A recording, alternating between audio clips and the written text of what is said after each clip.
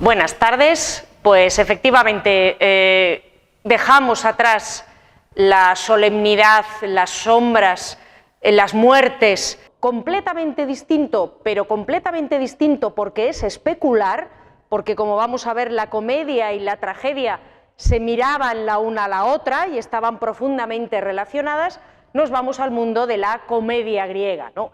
La primera gran comedia teatral de la historia. Y para empezar a hablar de ella, sin más prolegómenos, porque creo que no son necesarios, querría hablar un poquitín de cuándo surge la comedia, cuándo surge el teatro de comedia, cuándo se empiezan a escribir y a representar comedias. Y en ese sentido, la respuesta más directa y más clara a esa pregunta, en primer lugar, es que no lo sabemos, no lo tenemos del todo claro, al igual que nos ocurre con la tragedia, aunque de la tragedia sabemos algo más. Sabemos que empezó a hablarse de comedia o empezó a haber representaciones que podemos relacionar con la comedia, sobre todo por representaciones que vemos en figuras de vasos griegos, que vemos precisamente en el arte, que va a ser la última sesión de este curso. Sospechamos que debía de haber ya algo parecido a las representaciones de comedia a finales de la época arcaica, a finales del siglo VI a.C., antes del nacimiento de la democracia y antes del estallido de las guerras médicas, pero la verdad es que no lo podemos afirmar con seguridad, porque aunque en los vasos griegos veamos representaciones de lo que parecen actores o de lo que parecen escenas de lo que luego fue la comedia, como esos vasos pues no llevan una interpretación, no lo podemos afirmar con certeza. Una de nuestras grandes fuentes de información, que es la Poética de Aristóteles, donde el filósofo diserta sobre todos estos temas, relaciona el origen de la comedia con ciertas fiestas campesinas. De hecho, la palabra comedia podría venir de ahí, de baile o de fiesta que se celebra en un pueblo, en una aldea. Aristóteles lo relacionaba con ciertas fiestas campesinas que tenían lugar en los pueblos de la isla de Sicilia, en pequeñas aldeas de la isla de Sicilia. Y la verdad es que lo que sabemos de la comedia, como van a ver ustedes más adelante, sí que nos retrotrae a un ambiente distendido, un ambiente donde podemos imaginar, al igual que ocurría con la tragedia, himnos, desfiles, fiestas religiosas, al término de las cuales un grupo de hombres de la aldea, además muchas veces hombres notables y conocidos de la aldea, protagoniza cánticos y danzas en los cuales hacen burla, befa de ciudadanos, otros ciudadanos conocidos de la aldea o de la propia situación política del lugar o de la situación pública del pequeño pueblo, ¿no? Algo parecido a lo que sucede a veces en pueblos en España, por ejemplo, o que sucedía con algunos tipos de jotas y con algunos tipos de cánticos que también, pues, gente del lugar, al final de una celebración religiosa o en el contexto de una celebración religiosa, hacía relacionando el canto o personalizando el canto a personas y cosas que sucedían en el pequeño pueblito, ¿no? En cualquier caso, aunque ese debió de ser el origen, ¿no?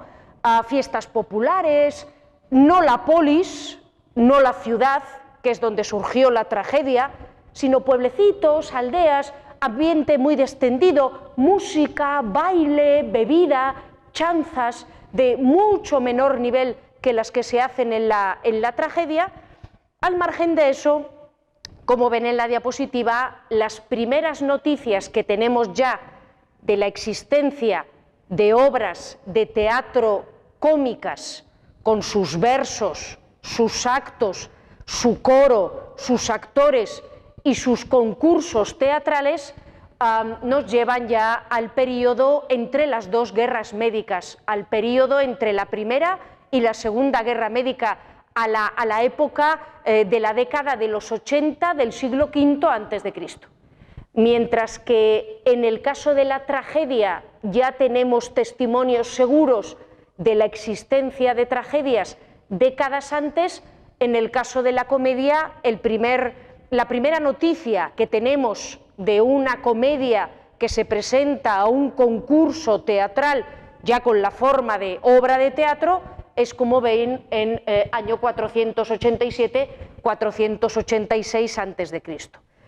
Hay quien ha sugerido que el ambiente que se debía de vivir en Atenas entre la Primera y la Segunda Guerra Médica, la Primera Guerra Médica la ganaron en el año 490 en la batalla de Maratón, in extremis, los atenienses solos luchando contra los persas, victoria épica, el ejército persa o el imperio persa no ha atacado a los griegos con todas sus fuerzas, solo ha mandado una expedición de tamaño mediano contra los atenienses, pero en la década de los 80, después de la Primera Guerra Médica, tenemos un ambiente prebélico, tenemos un ambiente de tensión creciente entre Atenas y el imperio persa, otras ciudades griegas se suman a la alianza contra los persas, pero algunas permanecen en el bando del gran rey, en el bando de los persas.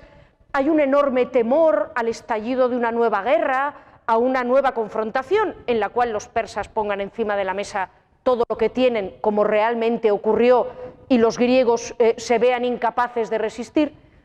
Y hay quien dice que en ese ambiente, que debía de ser muy duro para la ciudad de Atenas, una incertidumbre tremenda, temor, miedo, preocupación, al final la ciudad de Atenas en la Segunda Guerra Médica acabó realmente arrasada por los persas, o sea, la invasión llegó a producirse.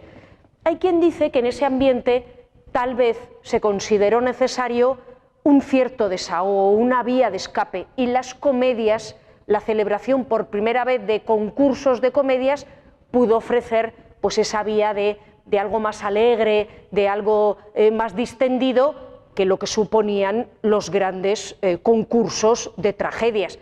Ustedes ya conocen a estas alturas los temas de la tragedia y en qué consisten las grandes tragedias de los grandes tragediógrafos. Si estás en un ambiente un poco deprimido por el miedo a una guerra con los persas y te enfrentas a un Agamenón, una Clitemnestra, una Fedra, un Hipólito, bueno, pues igual quieres algo un poco más alegre, ¿no? Así que, como les digo, hay quien ha relacionado la celebración de los primeros concursos de comedia a mediados de la década de los 80 con ese ambiente prebélico en el que se quiere presentar a la ciudadanía algo un poquito más alegre y más distendido. Sin embargo, como veremos más adelante, las comedias eran obscenas, las comedias eran desvergonzadas, las comedias eran impúdicas, las comedias insultaban sin ningún reparo a las principales figuras de la vida pública de la ciudad de Atenas y del resto de las ciudades.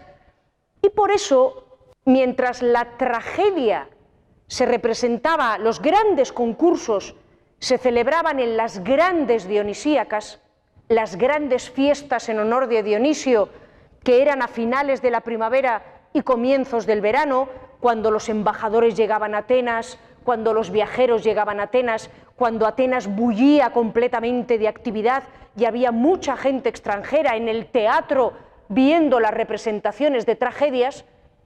En cambio, las comedias, aunque también se representaba comedia en las grandes dionisíacas y también había concursos de comedia, el ámbito de la comedia, el escenario predilecto de la comedia en Atenas fueron las Leneas, que eran unas fiestas también en honor de Dionisio, que se celebraban entre diciembre y enero, en pleno invierno, cuando en Atenas solo estaban los atenienses y no había ni embajadores, ni se congregaba tanta gente para ver las representaciones. Parece que en ese ambiente un poco más íntimo, un poco más privado, donde se compromete menos el prestigio de la ciudad, porque a fin de cuentas estamos aquí los atenienses escuchando, es cuando se hacían los grandes concursos de comedia. Y cuando, aunque se hacía algún pequeño concurso de tragedia, cuando los comediógrafos presentaban sus comedias y cuando había más comedias para concursar y cuando realmente pues, era el escenario predilecto para este tipo de actividad. Hemos comentado que lo más seguro es que en el origen de las comedias estuvieran ciertos bailes y danzas que se hacían en el contexto de celebraciones religiosas en pueblos y aldeas. Eso nos explica por qué, aunque en la tragedia también hay música y baile, en la comedia la música y el baile tienen un protagonismo mucho mayor. Y además unas características muy diferentes. Mientras que en la tragedia, en determinados momentos de la obra, el coro canta himnos religiosos solemnes, mientras que en la tragedia, en determinados momentos, el coro puede desfilar por la orquesta haciendo, no les voy a decir estrictamente danzas, pero sí movimientos armónicos, desfiles conjuntos también muy solemnes en el marco de una celebración que no deja de ser religiosa. En la comedia nos encontramos con auténticos números musicales. De hecho, la comedia griega se parece más a una película musical del Hollywood dorado que a una comedia como las que nosotros ahora podemos ver, porque la música y el baile eran elementos absolutamente claves de la representación. Y había música, y había canto, y había bailes. Claro, los bailes eran desvergonzados, los bailes a veces eran muchas veces striptease, recuerden, siempre de varones, eran todo hombres los que actuaban en las comedias, pero un hombre disfrazado de mujer que hace un striptease, pues entonces ya ahora no deja de tener su cierto componente cómico, ¿no?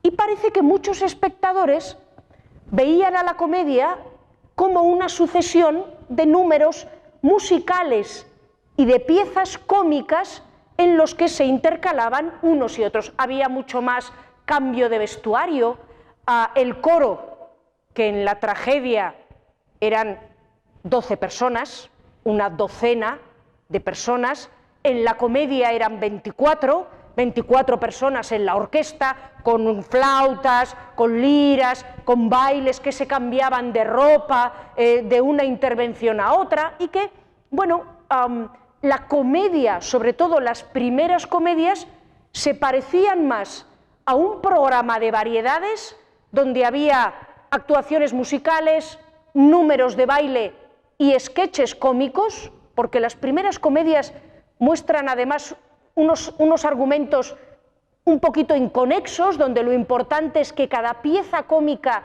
sea muy graciosa y no tanto que toda la comedia tenga una trama bien hilada y bien consecuente. Y esto, como les digo, nos parece indicar que las representaciones debían de parecerse un poquito a lo que es un programa de variedades, ¿no? Y esto era tremendamente atractivo para el público, que veía baile, que veía música, que veía canto, que veía piezas cómicas, etcétera, etcétera. Además, otra de las características de la comedia es que el humor era tremendamente visual. Jamás debemos imaginar el humor de las comedias griegas con actores vestidos con túnicas blancas y con máscaras de teatro inexpresivas. Nada más lejos de la realidad. Las máscaras de teatro de la comedia eran, bueno, pues tremendamente expresivas, ¿no? Bocas deformes, narices chatas, ojos un poquito desorbitados o excesivamente grandes. Las máscaras, además, muchas veces estaban retocadas para parecerse a personajes conocidos de la ciudad, para parecerse a Sócrates, para parecerse a Pericles, para parecerse a Eurípides, para parecerse a Cleón, ¿de acuerdo? Ya la propia máscara era una caricatura del personaje con el que el comediógrafo se estaba metiendo en ese momento. aumentando la vis cómica de la propia máscara. Las ropas eran siempre muy llamativas. Los actores de comedia llevaban una túnica muy cortita, de colores vivos, con lunares, con topos, con manchas, tremendamente visual. Los actores de comedia que interpretaban a mujeres llevaban unas largas túnicas de color azafrán, de color naranja, un color que no necesariamente, pero que en el mundo griego muchas veces se asociaba con mujeres de moral distraída, con lo cual ya si representaban a una diosa o a una gran señora de la ciudad llevando una túnica de color azafrán, ya estaban añadiendo una nota cómica a lo que querían decir de esa señora, que igual era una dama muy respetable. Creo que se ve un poquito, me lo van a permitir, pero es una de las características del traje de comediógrafo. Creo que se ve un poquito que debajo de la túnica, que es muy cortita, asoman unos grandes falos que llevan todos los actores de comedia. Eran falos falsos de cuero que los actores de comedia se ponían para aumentar la comicidad del personaje, mientras que los de tragedia naturalmente no llevaban nada ni remotamente parecido, ¿no? Llevaban unas túnicas mucho más formales, pero los de comedia pues le daban un punto de obscenidad, le daban un punto de impudicia a que todos los personajes aparecían con unos grandes falos que se les veían todo el rato debajo de sus falditas cortas, ¿no? Por lo que se refiere a los temas de la comedia, de que iban las comedias griegas, una de las mejores descripciones de lo que es el tema de la comedia en general nos la da, como siempre, la Poética de Aristóteles, una obra imprescindible para entender el teatro griego. Aristóteles nos dice, respecto a la comedia, es, como se ha observado, una imitación de los hombres peor de lo que son. O sea, en la comedia siempre salen representados los seres humanos, pero peor de cómo somos, ¿no? Mientras que la tragedia representa a los hombres mejor de lo que son. ¿De acuerdo? En la tragedia aparecen los sentimientos más elevados del alma humana, en la comedia los más bajos y despreciables, ¿no? Es un espejo, pero un espejo deformante. Peor, en efecto, no en cuanto a algunas y cada tipo de faltas, sino referente a una clase particular, lo ridículo, que es una especie de lo feo. Lo ridículo puede ser definido acaso como un error o deformidad que no produce dolor ni daño a otros. La máscara, por ejemplo, que provoca risa, es algo feo y distorsionado que no causa dolor. Y creo que esa definición es perfecta para entender lo que es una tragedia griega.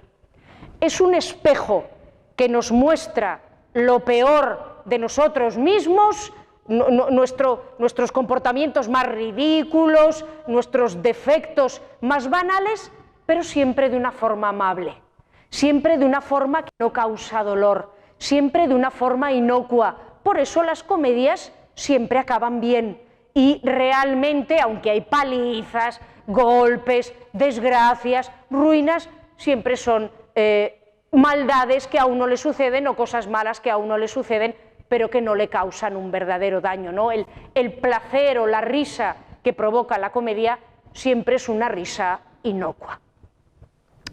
En ese sentido, además, mientras la tragedia nos representaba temas que eran, en la inmensa mayoría de los casos, menos algunas excepciones como los persas de Esquilo, de la que ya hablamos, mientras la tragedia nos presenta temas mitológicos sacados de la religión griega, y mientras un espectador que acude a ver a una tragedia sabe exactamente lo que se va a encontrar, sabe cómo va a empezar la trama, sabe lo que va a suceder en medio, sabe cómo va a terminar, salvo Eurípides, que se atrevió a introducir novedades en ese sentido y por eso fue tachado de impío.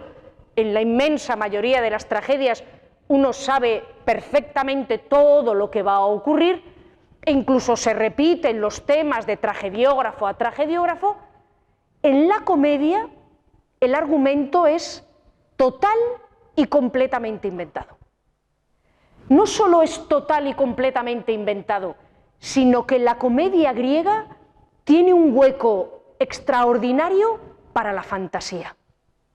Aunque nos vamos a encontrar algunas comedias de carácter costumbrista en las que simplemente suceden cosas disparatadas, uno de los aspectos más bonitos y sorprendentes de la comedia griega es que son increíblemente fantasiosas.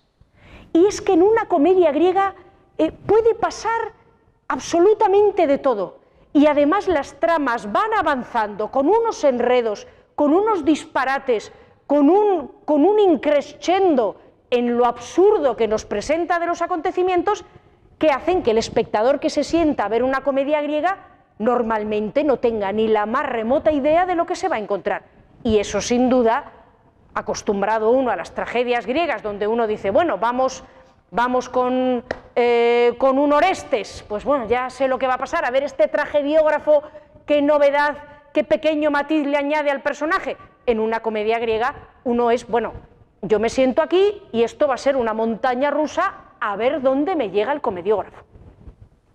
Les he traído, pues naturalmente, varios ejemplos de comedias griegas, ¿no? Pero para ilustrar esto de que en la trama puede pasar lo que sea, les he traído una comedia de Aristófanes que se llama Las Aves y que fue presentada en las Dionisias, en la gran fiesta seria de Atenas de comienzos del verano, y que no quedó primera, ganó el segundo premio, ¿de acuerdo? Fue derrotada por otra comedia que no conservamos.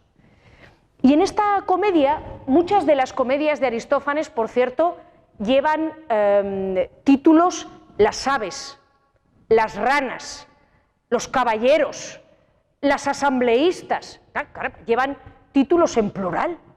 Eso se debe a que los verdaderos protagonistas de las comedias de Aristófanes muchas veces son los miembros del coro.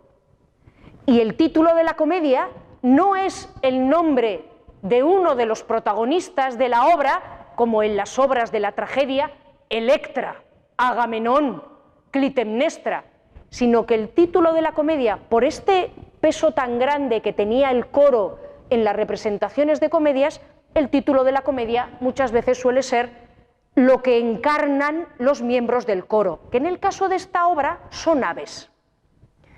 Y esta obra de Aristófanes, de las aves, nos presenta a dos ciudadanos atenienses que, hartos de que en su ciudad estén todo el rato hablando de política, que es justo lo que hacían las tragedias y las comedias, hartos de que en la ciudad se esté todo el rato hablando de política, hablando de juicios, hablando de guerras.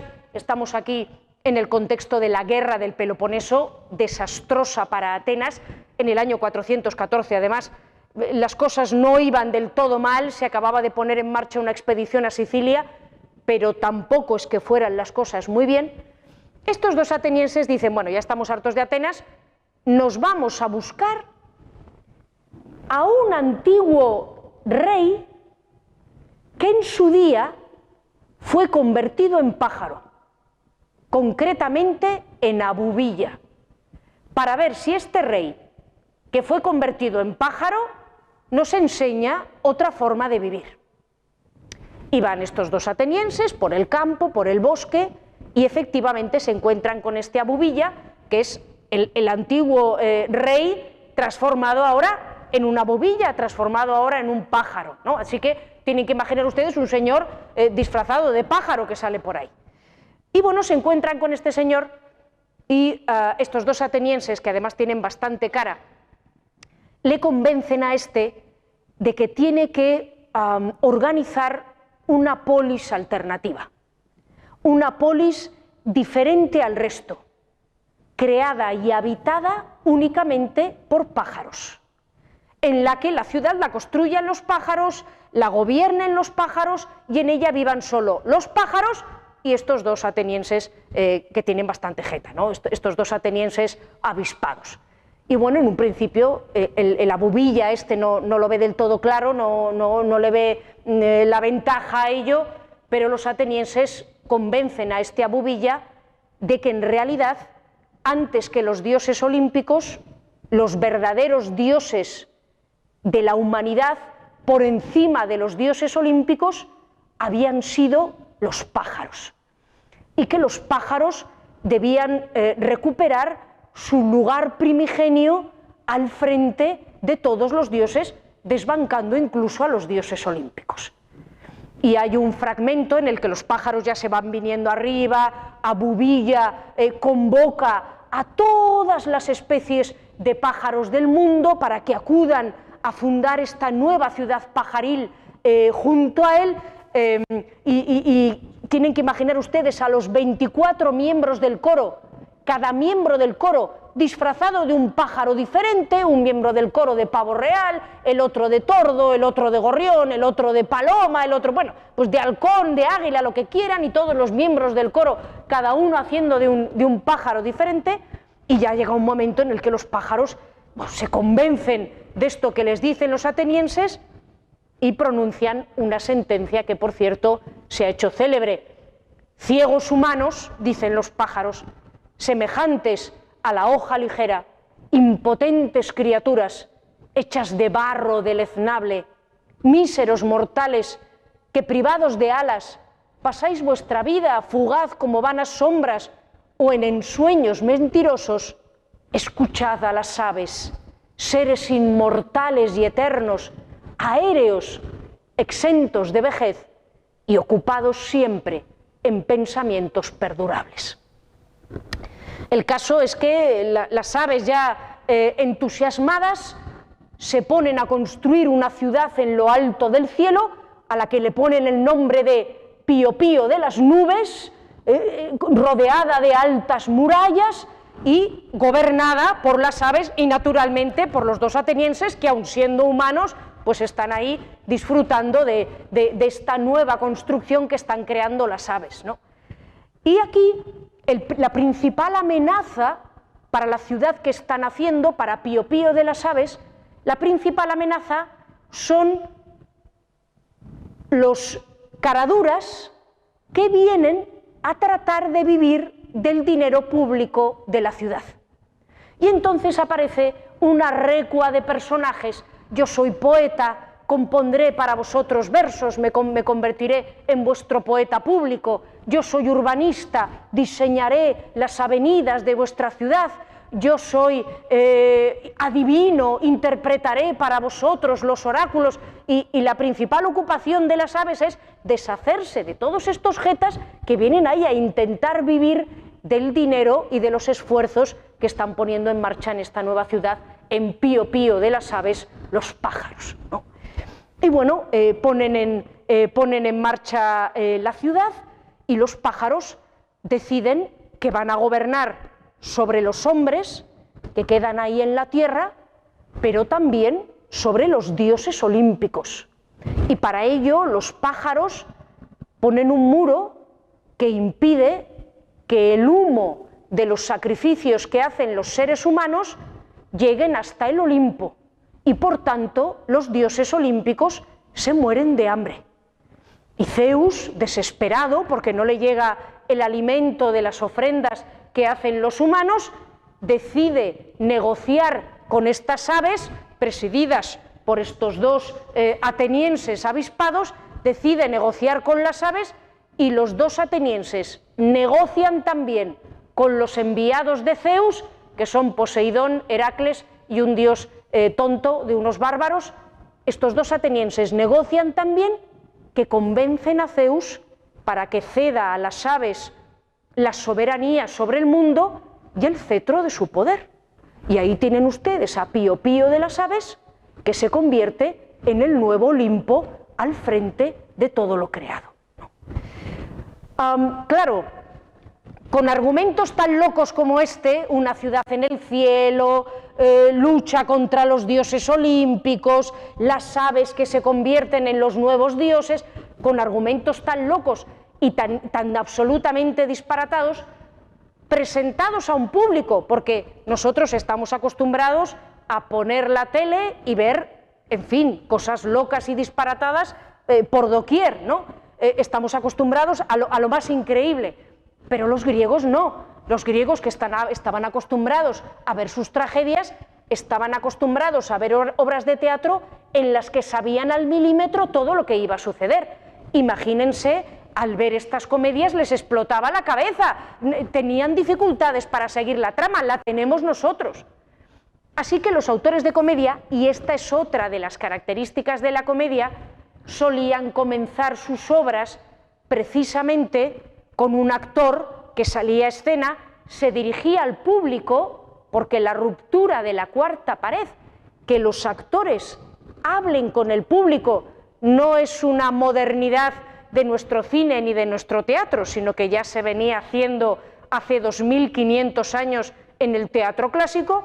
Pues como les digo, nada más empezar la comedia, salía un actor y les decía, bueno, miren, esta obra va a tener este tema, va a ir de esto, y los personajes son este y aquel, el problema que vamos a abordar en la obra va a ser este, para que la gente más o menos se situara y pudiera seguir un poquito la trama de la comedia, ¿no? Y estas tramas, al margen de que podían ser disparatadas y que podía pasar absolutamente cualquier cosa, estas tramas, ¿de qué iban? Bueno, pues no olviden nunca que todo el teatro griego, tragedia y comedia, es la escenificación de un debate público. Y que por tanto todo el teatro griego es profundamente político. Y las comedias, al igual que las tragedias, están presentando delante de los espectadores las grandes inquietudes, los grandes temas de conversación de la ciudad.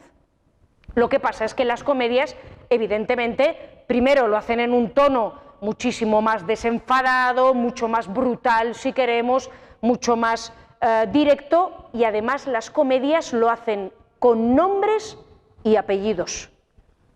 Veremos que las comedias hablaban de la educación, y veremos cómo Aristófanes, que era un señor muy conservador, estaba preocupado por las novedades de la educación socrática y se metía con Sócrates, mencionando a Sócrates como Sócrates directamente. Veremos que Aristófanes también estaba preocupado por la política o por el teatro, que vamos a ver en Las Ranas, por la deriva de la tragedia, y hablaba de los tragediógrafos del momento con nombres y apellidos. Y debemos imaginar a los actores que los encarnaban con máscaras deformadas y pintadas para parecerse al personaje del que hablaban.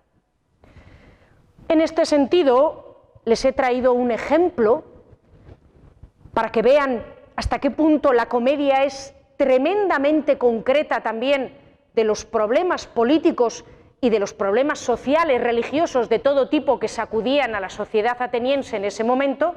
Les he traído el ejemplo de Cleón de Atenas. Cleón era el archirrival de Pericles, el adversario de Pericles, el oponente. Cleón se opuso sistemáticamente a la mayor parte de las políticas de Pericles.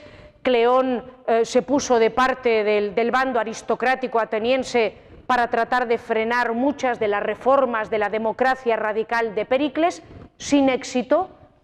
Pero después del estallido de la guerra del Peloponeso, en la década de los 30 del siglo V a.C., muere Pericles. Pericles desaparece de la escena política, y en ese momento, a lo largo de toda la década de los 20 del siglo V, el gran dominador de la política ateniense va a ser este Cleón, que va a ser además el que va a meter a Atenas en lo peor de la guerra del Peloponeso, y va a ser Cleón en gran parte responsable de los peores episodios de la guerra del Peloponeso.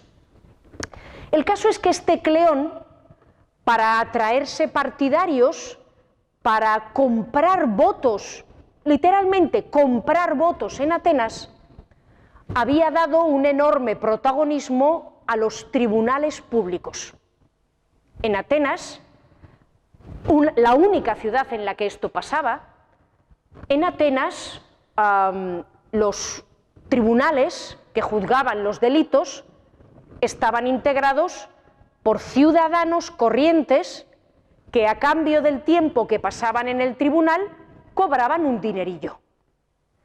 Y para muchos atenienses la forma de ganarse la vida era ser jueces, porque ibas al tribunal, te sentabas allí, escuchabas las causas, emitías tu veredicto y al final de cada día te daban un dinero, 3 óbolos, que se contaba más o menos equivalente al trabajo que tú habías perdido ese día porque habías estado sentado en el tribunal. Entonces había un montón de atenienses, cientos de atenienses, que se ganaban la vida como jueces o como miembros de estos tribunales públicos. Y este Cleón, que fue el que aumentó o el que puso en marcha definitivamente todo este sistema de pago a los miembros de los tribunales, además, como sabía que los miembros de los tribunales eran sus partidarios, porque era él el que había puesto en marcha o el que había culminado el sistema de pagos a los que formaban parte de los tribunales, este Cleón usaba los tribunales para acusar a sus adversarios políticos, plantarlos delante del tribunal, el tribunal estaba a favor de Cleón, que era el que les pagaba, el adversario salía condenado y Cleón se iba quitando de encima oponentes. Así que tenía montado un sistema realmente perverso. Y Aristófanes presenta en el año 422, y fíjense, esta obra ganó el primer premio en las Leneas.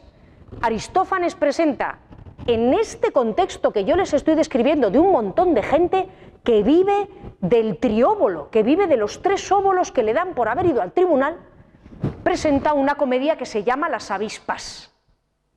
Y esta comedia, que se llama Las Avispas, por los miembros del coro, que son avispas, o sea, miembros de los tribunales públicos atenienses, que no paran de picar con su aguijón y que encuentran gran placer en cada condena que obtienen, esta obra de Las Avispas está protagonizada por un padre que se llama Procleón, o sea, a favor de Cleón, y por un hijo que se llama literalmente Anticleón, o sea, en contra de Cleón. Aquí no hay indirectas, no hay sutilezas.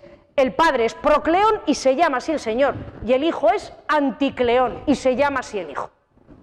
Y resulta que el hijo está muy preocupado por el padre porque el padre se ha hecho adicto a los juicios. El padre no puede parar de ir a los juicios, de juzgar a la gente. Además, el padre, como la mayor parte de los jueces, de sus compañeros, las avispas, el padre lo que le gusta es saborear el placer de ver a los acusados suplicando y de condenarles, y entonces todas las sentencias siempre son condenas y el padre vive para eso, vive para ir al tribunal, juzgar, condenar junto con sus amigos, el resto de los del coro, las avispas, y el hijo está muy preocupado por la salud mental de su padre, que se ha hecho adicto a esto de los juicios, ¿no? Entonces al hijo lo que hace es meter al padre, encerrar al padre en casa y no le deja ir a la Ilíada, no le deja ir al tribunal como a un drogadicto, para ver si así consigue desengancharle, ¿no? Y entonces el padre trata de escapar, el padre organiza, primero trata de escapar como Odiseo de la cueva de Polifemo. Odiseo escapó de la cueva de Polifemo agarrado a los vellones de un carnero. El padre Procleón trata de escapar de su casa agarrado a la panza de un burro, con bastante poco éxito porque es ridículamente descubierto. Llegan sus amigos, el resto de jueces, las avispas, y tratan de rescatarle del cautiverio desenganchante al que le ha sometido el hijo, pero llega también el hijo con sus criados y se pegan con las avispas, se pegan con los jueces y los derrotan. Y al final deciden, y esto es típico de la comedia y de la tragedia, al final el padre y el hijo deciden, bueno, hagamos un debate. Procleón defenderá la postura a favor de los juicios públicos, Anticleón, el hijo, defenderá la postura en contra de este sistema perverso que nos ha puesto o que ha perfeccionado Cleón, ¿no? Y aquí, como les digo, no hay ni insinuaciones ni medias tintas, se habla directamente, de forma muy cruda, de los problemas de la ciudad. Y en el contexto de ese debate, Procleón, el hijo, dice lo siguiente: no es esclavitud y grande ver a todos esos bribones y sus aduladores ejerciendo las principales magistraturas y cobrando sueldos soberbios. Y tú, le dice al padre, con tal de que te den los 3 óbolos, ya estás tan contento. Tú, que has ganado para ellos todos esos bienes, peleando por mar y tierra y sitiando ciudades, son los ciudadanos los que van a la guerra, pero los que cobran grandes sueldos públicos son los políticos. Pero lo que más me irrita, dice el hijo, es que te obliguen a asistir al tribunal de orden ajena. Cuando un jovenzuelo disoluto, el hijo de Quéreas, y este Quéreas es un personaje real, y el hijo también, el hijo de Quéreas, por ejemplo, ese que anda con las piernas separadas y aire afeminado y lascivo, entra en casa y te manda que vayas a juzgar muy temprano y a la hora fijada, porque todo el que se presente después de la señal no cobrará el trióbolo. Claro, los jueces que no acuden en el momento en el que empiezan los juicios no cobran. Él, el jovencito que te ha dicho vete al tribunal, en cambio, aunque llegue tarde, cobra un dracma, mucho más que los 3 óbolos, como abogado público. Después, si un acusado le da algo, o sea, si uno de los acusados soborna al abogado público, algo muy habitual, hace partícipe el abogado público de ello a su colega y ambos procuran arreglar como puedan el negocio, ¿no? El abogado público y los abogados públicos se reparten el dinero y a los jueces solo les dan los 3 óbolos. Entonces es de ver cómo, a modo de aserradores de leña, uno suelta y otro toma, ¿no? El acusado da el dinero, el soborno, y el otro lo coge. Y cómo tú te estás con la boca abierta y con los ojos fijos en el pagador público sin notar sus manejos. Los acusados sobornan a los abogados mientras los miembros del tribunal están ignorantes de todo, esperando recibir sus 3 óbolos. Considera, pues, que tú y todos tus colegas podríais enriqueceros sin dificultad si no os dejaseis arrastrar por esos aduladores que están siempre alardeando de amor al pueblo. Tú, que imperas sobre 1000 ciudades desde la Cerdeña al Ponto, solo disfrutas del miserable sueldo que te dan. Y aún esto te lo pagan poco a poco, gota a gota, como aceite que se exprime de un vellón de lana. En fin, lo preciso para que no te mueras de hambre. Quieren que seas pobre, y te diré la razón, para que reconociéndoles por tus bienhechores, estés dispuesto a la menor instigación a lanzarte como un perro furioso sobre cualquiera de sus enemigos. El hijo, presentando estos argumentos, convence al padre de que efectivamente él y el resto de las avispas están siendo manejados por los políticos atenienses, que son los que realmente se están lucrando del sistema, y al final el padre se queda en casa. Pero ¿qué pasa? Que el padre está enganchado. Y el padre no puede aguantar no ir a juicios, y lo está pasando fatal, como un drogadicto sin su droga. Y entonces el hijo dice, bueno, pues vamos a montar un tribunal en casa, vamos a organizar un juicio en casa, y tú en casa podrás juzgar, y bueno, podrás disfrutar de esa sensación, pero no encuentran a nadie en casa que haya cometido ningún crimen, y ahí están los 24 miembros del coro, los otros que también están deseando juzgar a alguien, pero chicos, ¿a quién juzgamos? Y entonces al final resulta que el perro de la casa se había comido un poco de queso de Sicilia que habían dejado descuidado, y deciden montarle un juicio al perro de la casa, ¿no? Y entonces con abogados, con tribunales, todos los 24 miembros del coro, el padre, el procleón ahí juzgando al perro, ¿no? Y el hijo tratando de defender al perro. Y claro, lo que les gustaba a los jueces era condenar, pero el hijo no quería que condenaran al pobre perro a la muerte o al ostracismo por haberse comido un trozo de queso de Sicilia que andaba por allí por casa. Así que el hijo, el Anticleón, se desvive por defender al pobre perro. Incluso al final presenta a los cachorros del perro, que son unos pequeños actores disfrazados de perritos, le presenta a los cachorros, mira que tiene hijos, no tienes piedad. Pero el padre, el procleón y las avispas, el resto de jueces, son completamente implacables y emiten todos veredicto de culpabilidad. El caso es que el hijo, que no quiere ver al pobre perro condenado, el hijo cambia, hace trampas, cambia las papeletas, cambia los votos, y el hijo al final presenta ante los jueces un veredicto de inocencia. Y el pobre padre, el pobre procleón, que ve por primera vez en su vida un veredicto de inocencia, le da un pampurrio y se desmaya de la emoción, de la sensación de que alguien haya salido inocente de su tribunal. Pero ya les he dicho que la comedia siempre ridiculiza sin daño, sin crear ningún daño, y al final de la comedia el padre, ya curado de su adicción a los juicios y a los veredictos de culpabilidad, termina la comedia bailando, yéndose de fiesta, metiéndose con la gente en un banquete, y le dicen, te vamos a acusar y te vamos a llevar ante el tribunal, y el padre termina la obra diciendo, me da igual, no me importa, acusadme de lo que queráis, yo ya soy feliz, ¿no? me he liberado de esta adicción a los juicios, ¿no?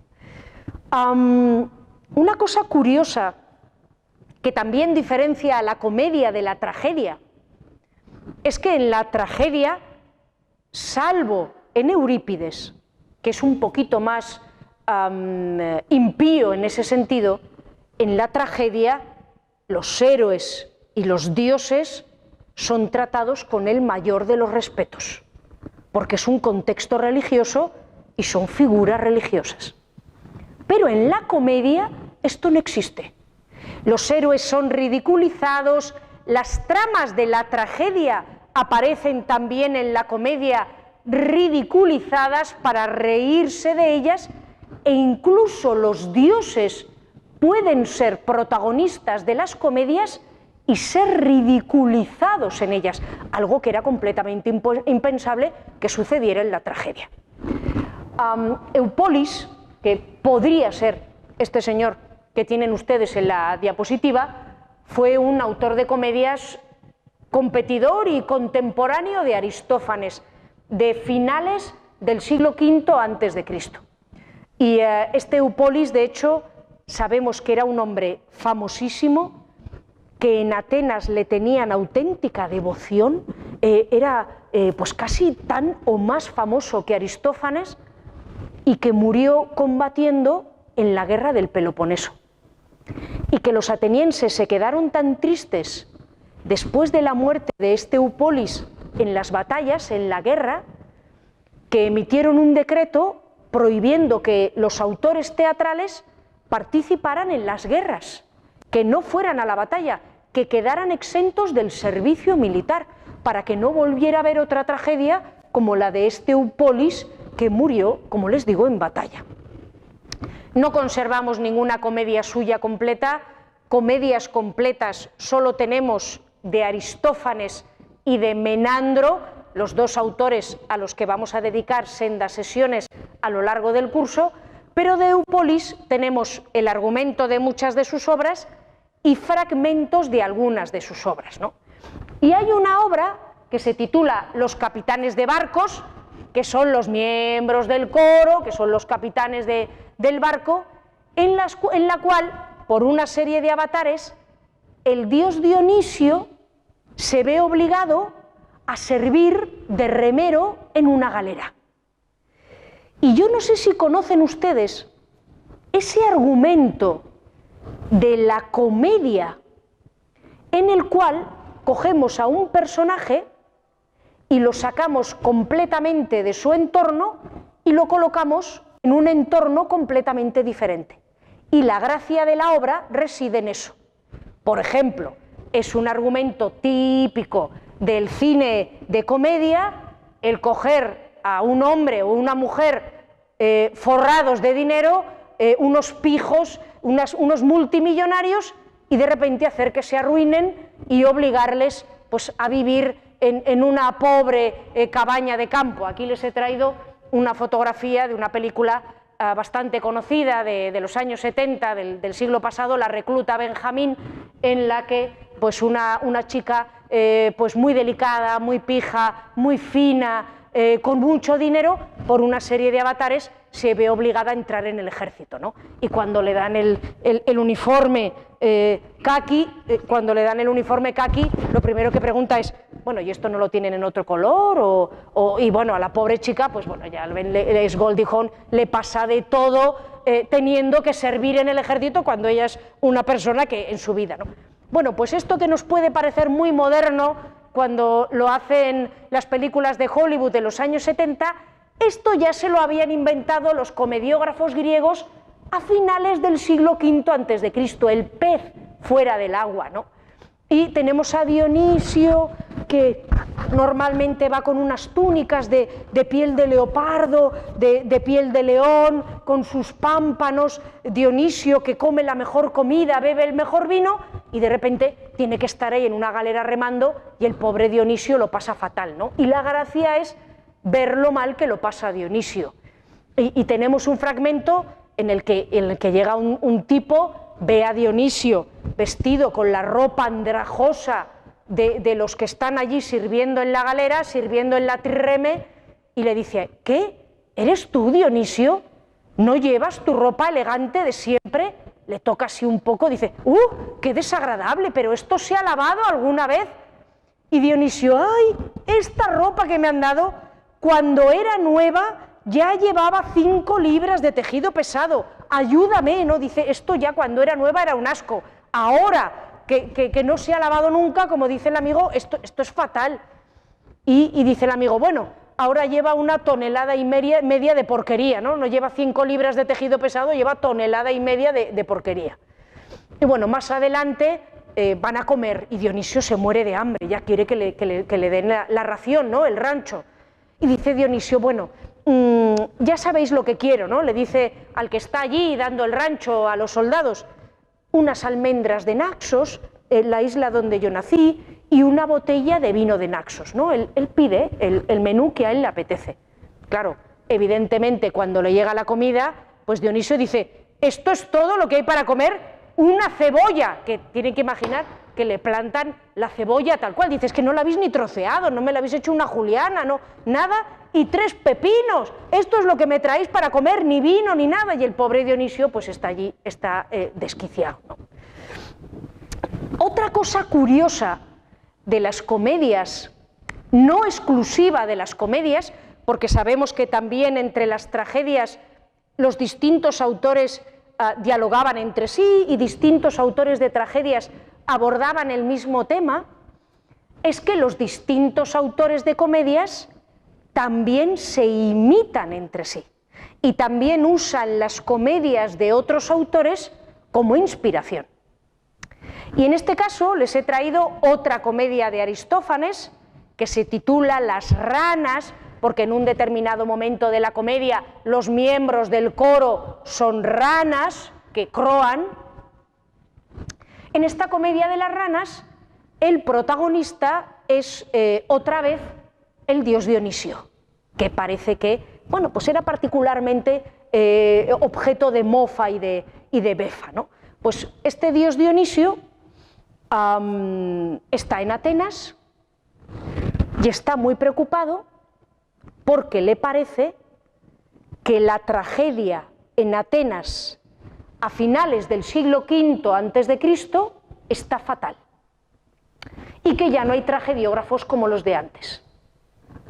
Se acaba de morir Eurípides y Dionisio dice, bueno, pues voy a ir al infierno voy a buscar a Eurípides y lo voy a traer otra vez, porque los tragediógrafos que hay ahora son todos un desastre. Claro, imagínense a los tragediógrafos contemporáneos viendo el argumento de esta comedia. Y entonces ahí tenemos a Dionisio, que decide ir al infierno. Y para ello, pues busca la ayuda de un esclavo, que es naturalmente mucho más inteligente que el propio Dionisio y mucho más listo y mucho más avispado que el propio Dionisio, y los dos deciden ir al infierno a buscar a Eurípides, pero para encontrar la manera de llegar hasta el Hades, quieren hablar con alguien que ya haya estado en el infierno. Y ese alguien es Hércules, Heracles, que había estado en el infierno en el contexto de uno de sus trabajos y había robado el cancerbero, había robado el perro que custodiaba el Hades. Así que Dionisio y el esclavo que le acompaña, que son los dos protagonistas de la comedia, se disfrazan de Hércules, y aquí tienen ustedes a Dionisio con la piel del león de Nemea, vestido con la clava, vestido a la manera de Hércules, se disfraza de Hércules, va a hablar con Hércules, que se ríe de él, y dice, ¿dónde vas tú con esas pintas? Se ríe de él y le dice, bueno, quiero ir a los infiernos, ¿tú cómo piensas que yo podría llegar? Y Hércules le dice, mira, pues muy sencillo, para ir al infierno lo que tienes que hacer es tomar veneno, despeñarte desde una montaña o clavarte en una espada. Estas son las maneras mejores que se me ocurren. Le dice Dionisio, no hombre, no, tú has ido y has vuelto, algún camino habrá para llegar al Hades, ¿no? Indícamelo. Bueno, pues ya Hércules ya les da una serie de indicaciones y estos dos, Dionisio y su esclavo, ponen rumbo al infierno, ¿no? Van dirigiéndose allí, y cuando llegan a los infiernos, como Dionisio va disfrazado de Hércules, Éaco, el guardián de los infiernos, que era el dueño del cancerbero, cuando ve llegar a Hércules, está enfadadísimo con él, porque Hércules le robó al perro, le robó al cancerbero. Entonces este Éaco va donde Dionisio, le engancha, ya te atrapo bribón, tú me robaste el perro, voy a llevarte a Hades, vas a pagar por tus crímenes, y Dionisio dice, no, bueno, escapan como pueden Dionisio y el esclavo, y Dionisio le dice al esclavo, yo no puedo seguir aquí vestido de Hércules, dame tus ropas, yo te doy mis ropajes de Hércules, dame tú tus ropas de esclavo, porque si no aquí me van a dar una paliza tremenda, porque están deseando engancharme porque yo me llevé al cancerbero. El caso es que siguen andando por los infiernos tratando de escapar de este Éaco que les persigue, y se encuentran por allí unas doncellas, unas jóvenes fallecidas en la flor de la vida, que ven a Hércules, que es el esclavo disfrazado de Hércules, y dicen, ¡ay, Hércules, qué guapo, qué fuerte, ven con nosotras! Y ¡pum!, se lo llevan, bueno, pues a pasar con ellas un rato de solaz.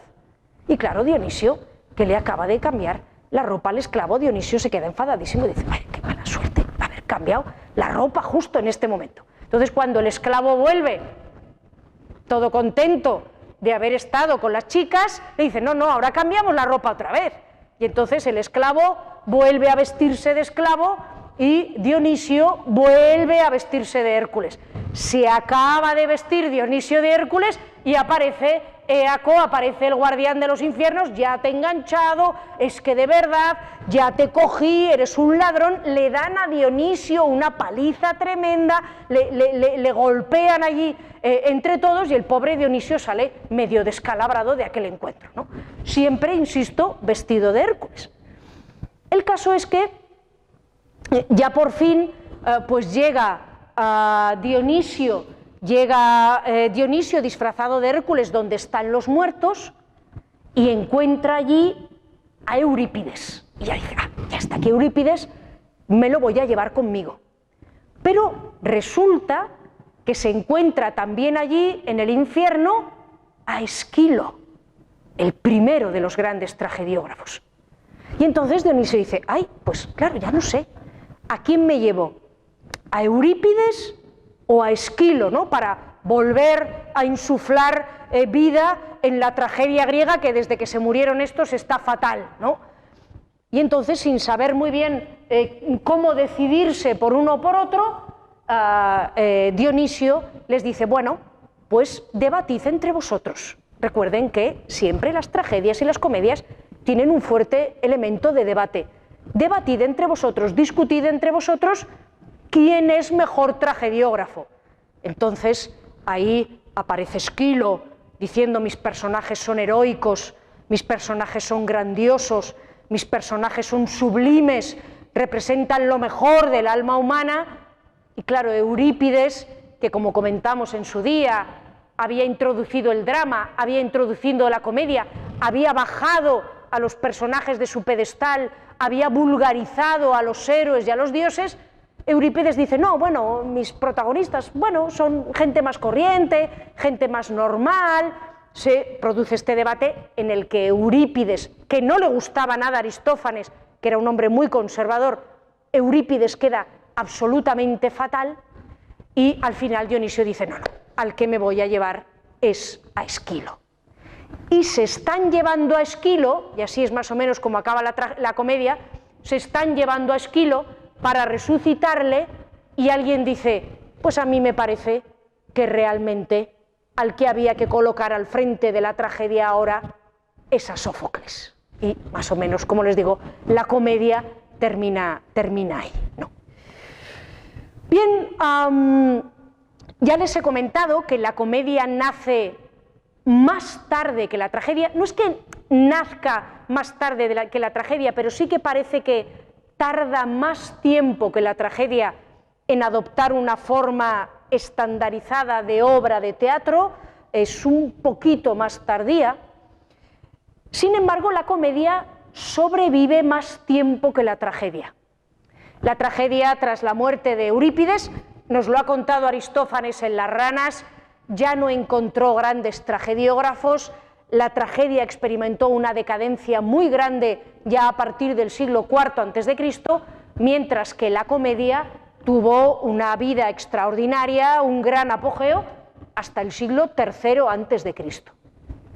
Sin embargo, como veremos al hablar de Aristófanes y al hablar de Menandro, y como ya observaron los sabios de la Biblioteca de Alejandría, hay dos grandes etapas en la comedia griega, muy claramente diferenciadas.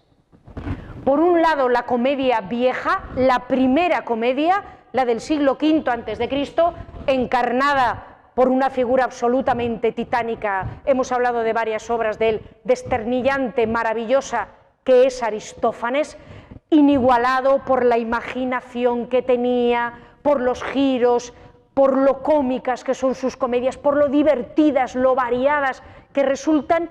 Inigualado, de verdad. Aristófanes es una de las grandes cimas del teatro mundial. Luego hay una comedia media, que básicamente es otros autores de teatro que existieron entre el primer grande y el segundo grande, y una comedia nueva, completamente diferente, en forma, en fondo, en temas, mientras la comedia de Aristófanes, como veremos, es obscena, desvergonzada, brutal, menciona las cosas por su nombre, habla de política, habla de educación, habla de economía, habla de la guerra, habla de los temas candentes en la vida del momento, y lo hace claramente, como hemos visto en la comedia, por ejemplo, de las avispas, sin ningún disimulo. Menandro, que como ven vive en el siglo IV a.C., Menandro es una comedia blanca, hoy diríamos para todos los públicos, respetuosa, sin obscenidades, sin chistes desagradables, moral, con un componente ético muy fuerte, sin meterse con ningún poderoso ni decir nada de los políticos ni de la realidad del momento. Hoy lo definiríamos como una comedia completamente blanca. Y esa es la comedia de Menandro, lo que se llama la comedia nueva. de por qué las comedias de Aristófanes eran tan brutales y por qué las comedias de Menandro eran tan blancas, si se debe a las diferencias de personalidad entre los dos comediógrafos o, como en realidad fue, a que ambos vivieron momentos diferentes de la historia de Grecia, eso es algo ya que comentaremos en la sesión dedicada a Aristófanes y en la sesión dedicada a Menandro, porque esta pequeña introducción a la comedia griega termina aquí. Muchas gracias a todos.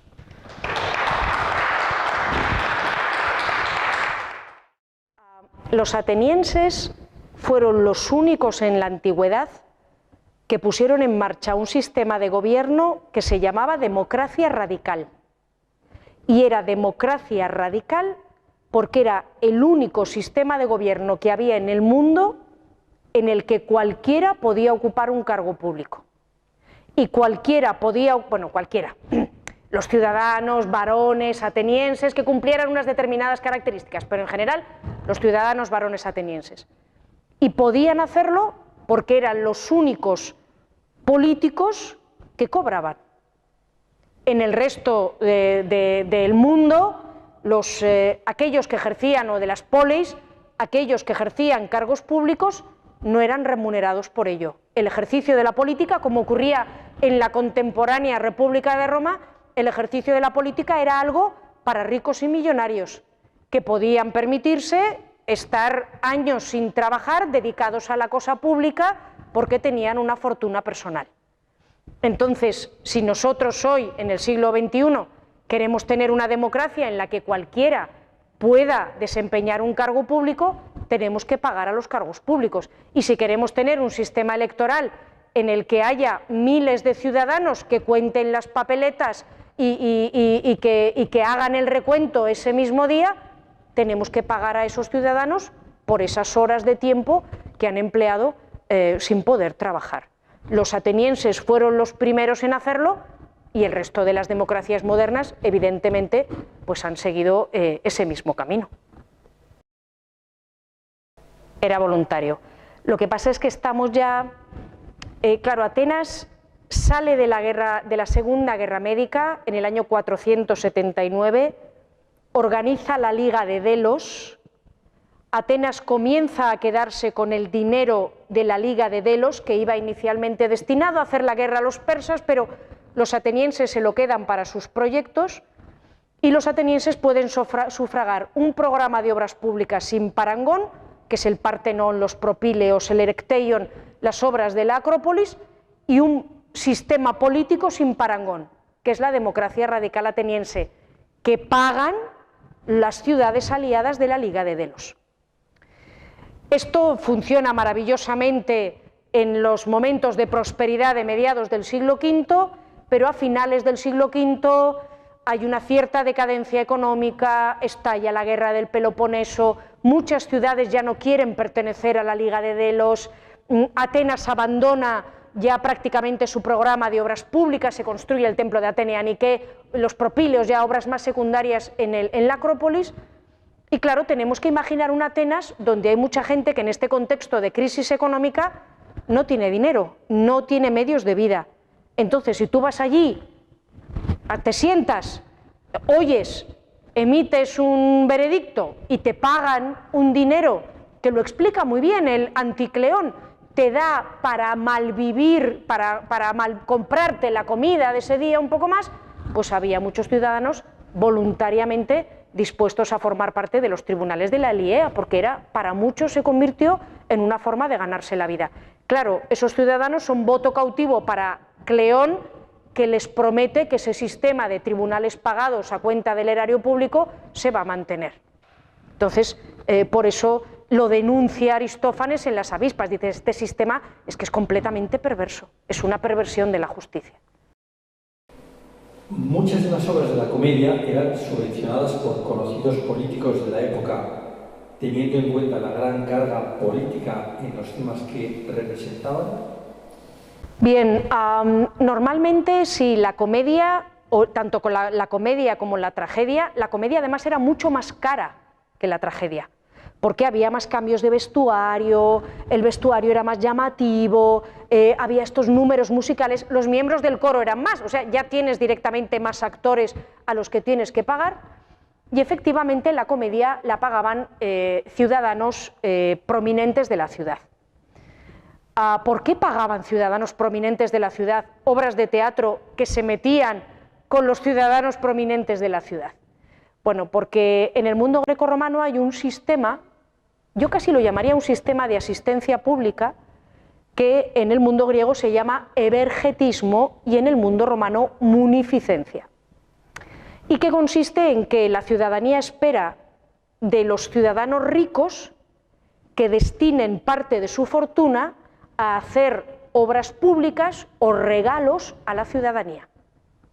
Entonces, si un ciudadano prominente quiere presentarse a un cargo político y quiere que le voten, antes habrá tenido que ser un buen evergeta, habrá tenido que construir un edificio, habrá tenido que, literal, repartir dinero entre los votantes, habrá tenido que dar banquetes públicos, y una forma de ganar prestigio era financiar obras de teatro. Este que financia obras de teatro, aunque las obras de teatro se metan con él, me gusta como político porque ha hecho muchas cosas por la ciudadanía, nos ha regalado obras de teatro, así que yo, cuando llegan las elecciones, les voy a votar, ¿no? Es una inversión en conseguir el favor de los ciudadanos. Otra pregunta es, bueno, hemos visto que en la comedia hay también una clara también carga social de reivindicación, de señalar vicios, como hemos visto, ¿no? Tenía también una carga educativa, por ejemplo, la parte del divertimento. El hecho de esa caricatura, de ese caricaturizar, de ese ridículo, no sé, como también un modo de no darse demasiada importancia o en la persona. ¿Había algo de eso en la comedia? Depende del autor. En Aristófanes da la sensación de que la comedia acaba en la denuncia que se hace, ¿no? Aristófanes, hablaremos de su personalidad la semana que viene, Aristófanes era un hombre muy conservador, muy preocupado por la deriva que estaba tomando Atenas a finales del siglo V a.C., muy preocupado por los desastres de la guerra del Peloponeso, y sus comedias sobre todo denuncian esa deriva, pero la denuncia de alguna manera acaba ahí, ¿no? Los poderosos juegan, los políticos juegan con los ciudadanos, os dan migajas, son corruptos, y bueno, de alguna manera eso acaba ahí, ¿no? No hay una intención moralizante o edificante más allá de poner en evidencia la denuncia. Menandro vive en un contexto completamente diferente que ya describiremos en su momento, y las comedias de Menandro, por el contrario, estaban llenas de sentencias moralizantes, tenían una intención edificante, de, no sé si educar, pero sí exponer malos comportamientos y alabar buenos comportamientos. Las comedias de Menandro se pueden parecer un poquito más a una fábula, en la que se intenta moralizar, en la que se intenta edificar, en la que se intenta transmitir buenas enseñanzas morales a los ciudadanos. Entonces, depende del autor del que estemos hablando. En las Olimpiadas, ¿los atletas eran todos? Normalmente en las Olimpiadas sí, sobre todo porque los atletas competían desnudos. En el mundo griego, recuerden que tenemos que imaginar siempre los teatros en el siglo V de madera y provisionales. Los grandes teatros de piedra se construyeron después, en el siglo IV. En el mundo griego, en principio, los espectadores eran varones. Si había espectadores mujeres, eran mujeres de baja condición. Una matrona ateniense no iba a una obra de teatro, especialmente no iba a una comedia donde había estos señores con estos falos de cuero que asomaban debajo de las falditas, y una matrona ateniense, una señora de cierto nivel, no acudía a representaciones de ese tipo. Luego en el teatro romano sí, En el teatro romano sí que iban mujeres, niños, bueno, todo el que pasase por allá, pero en el teatro griego sí que era un público más mayoritariamente masculino. ¿En qué época escogen actores femeninos para representar los personajes femeninos, tanto de la comedia como de la tragedia griega? Eso ya en el mundo romano. En el mundo romano. En el mundo griego son hombres. Aquí los griegos eran pues, mucho más conservadores en ese sentido, y especialmente en Atenas, que era una ciudad muy conservadora. En Asia Menor, Mileto, Halicarnaso, Éfeso, era un mundo más liberal en el concepto que nosotros le atribuiríamos a ello, pero la sociedad ateniense era muy conservadora en el aspecto de la mujer, y los actores que interpretaban a personajes femeninos eran hombres. Luego ya en el mundo romano ya empiezan a aparecer las actrices. Pues si os parece, lo podemos dejar aquí. Eva, muchísimas gracias. Muchísimas gracias a todos. La próxima sesión, Aristófanes.